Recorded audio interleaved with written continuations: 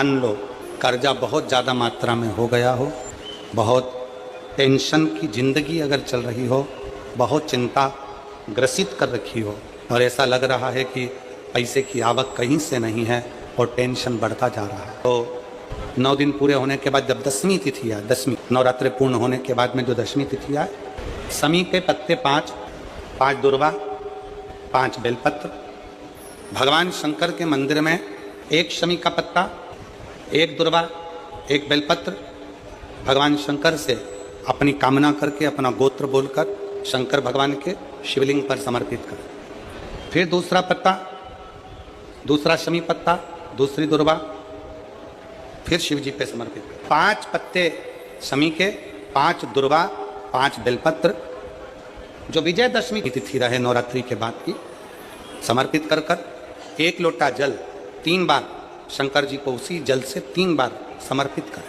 अपनी कामना कर कर चढ़े हुए जल का भाग थोड़ा सा लेकर आएं, घर के दरवाजे पर व्यापार के स्थान पर उसका सिंचन करें और हृदय से बाबा से प्रार्थना करें, बाबा तेरे भरोसे हैं, बहुत चिंता है, बहुत टेंशन है, कर्जा बहुत है, दुख बहुत है, व्यापार चल नहीं रहा, तुझे समान। हमारा विश्वास करता है 3 महीने के अंदर जहाँ भी कथा होगी वहाँ आपका खुद का पत्र आकर आप लिखकर भेजोगे कि मेरे बाबा। पंचदशमी पंच शनि पूजन की महत्वता होती है।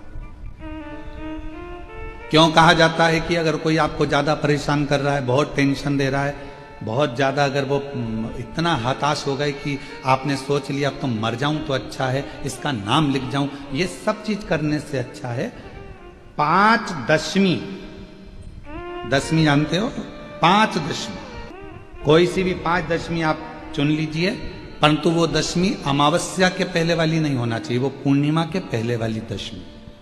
5 कोई सी भी दशमी पर शमी के वृक्ष के नीचे जाइए, घी का दीपक लगाइए, शुद्ध जल तांबे के पात्र में लेकर जाकर अर्पित करिए, पहले दीप जलाना, उसके बाद शमी के पौधे में जल डालना और पौधे उस वृक्ष के नीचे बैठकर जल चढ़ाकर वहीं पर 1 चावल का दाना समर्पित कर कर बाबा से प्रार्थना करना कि बाबा मुझे बहुत कष्ट है, ये मेरा एक तकलीफ मुझे दे रहा है, बस आप मेरी तकलीफ को दूर करना, शिव की ऐसी कृपा होगी। 5 शमी पूजन, जब विजय दशमी के भाव से दशमी आपके यहाँ पर भी पूजन होती है, विजयदशमी पे हमारे यहाँ शमी के पत्र की बड़ी पूजन का महत्व है। 5 दशमी 5 शमी पूजन कर ली जाती है तो जो भी आपका द्रोही होता है वो आपसे दूर हो जाता है या आपसे स्नेह कर कर आपके करीब आ जाता है। ये शमी पूजन वृक्ष योनि के अंतिम योनि का पूजन। सारे वृक्षों पर पत्थर पड़ जाते हैं पर शमी के पौधे पर पत्थर किस लिए हम मारेंगे, कौन मारेगा, उसमें तो कांटे लगे रहते हैं, कौन मारेगा उसको, क्या कांटा झड़ाएगा पत्थर मारकर? नहीं। हम तो यहां तक कहेंगे कि शमी की आराधना साधना आपके द्रोहियों को, दुश्मनों को भी दूर कर देती। और मेरी जीजियों, मेरे जीजाओं, मेरी बेटियों बेटाओं, मेरी माताओं, मेरे बुजुर्ग माता पिता स्मरण करें, जब जब यदि आपका हृदय दुखे, मन दुखे तो एक शमी की पत्ती को शंकर के शिवलिंग पर जरूर चढ़ाएं, सारे दुख अपने आप समाप्त होना प्रारंभ। शमी का तो कोई कहे क्या वृक्षों में, पौधों में, पत्तियों में भी क्या, ये वृक्षों के अंदर भी क्या जीव होता है क्या, इसमें भी प्राण होते हैं? होते हैं, इसमें भी प्राण, ये भी ऑक्सीजन लेना छोड़ना सब कार्य इनका चालू है, ये भी जीवित है। जल नहीं मिलेगा मर जाएंगे, जल गया समाप्त। आप लोगों के घर के अंदर घंटी है, वो गरुड़ घंटी, काहे के लिए बजाते हैं उसको? भगवान की आरती में बजाया जाता है, भोग लगे तब बजाया जाता है, भगवान को जगाना हो तब बजाया जाता है। किसके लिए बजाते हैं? भगवान के लिए। तो भगवान के लिए बजाते हो कि भगवान तुम भोजन करो, भगवान तुम जागो, भगवान तुम ये करो, भगवान तुम वो करो? नहीं।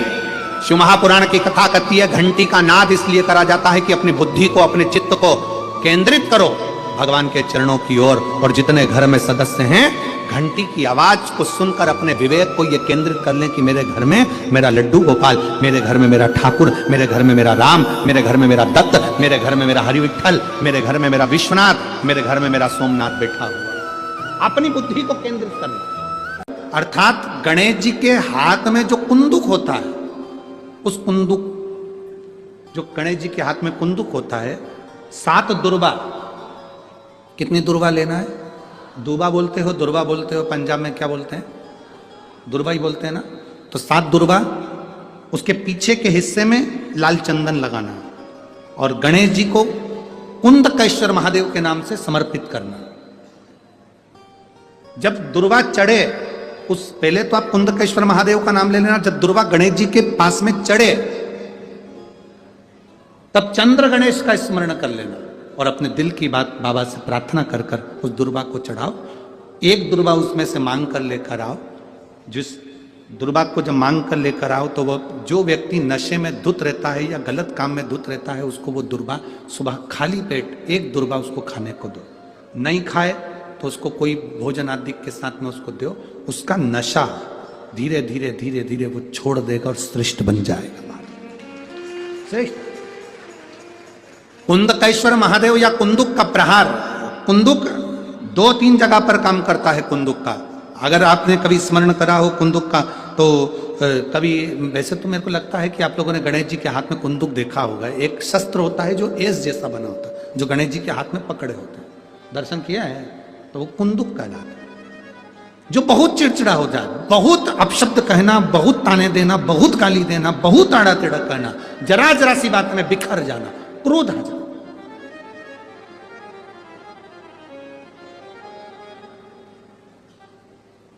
श्वेत पुष्प, सफेद पुष्प बेलपत्री के साथ जब देवाधिदेव महादेव के ऊपर समर्पित करा जाता है, थोड़ी देर चढ़े रहने के बाद बेलपत्र और श्वेत पुष्प में से सफेद पुष्प उठाकर बेलपत्री के वृक्ष के नीचे समर्पित कर दिया जाता है, जो शिवलिंग पे चढ़ाया गया, और उसका एक श्वेत पुष्प उठाकर शिव का चढ़ा हुआ बेलपत्री के वृक्ष के नीचे समर्पित कर दिया जाता है।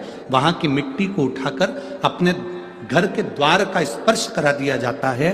तो क्रोध करने वाला व्यक्ति, चिड़चिड़ करने वाला व्यक्ति कुंदकेश्वर महादेव का नाम लेकर जब वो रज लगाई जाती है, मिट्टी लगाई जाती है, तो वो धीरे धीरे क्रोध करना बंद कर देता है। घर में पूरे शांति और आनंद की अनुभूति होने लगती है। ये कुंदकेश्वर है, ये साधारण नहीं है। कुंदकेश्वर,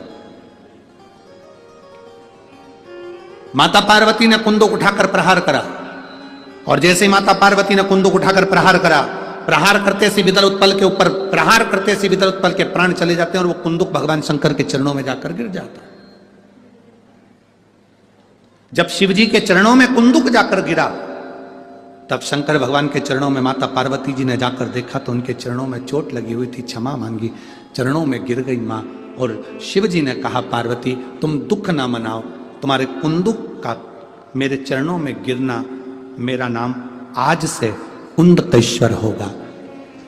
पार्वती, मेरे चरणों में कुंदुक का प्रहार हुआ और मेरा नाम कुंदकेश्वर हुआ।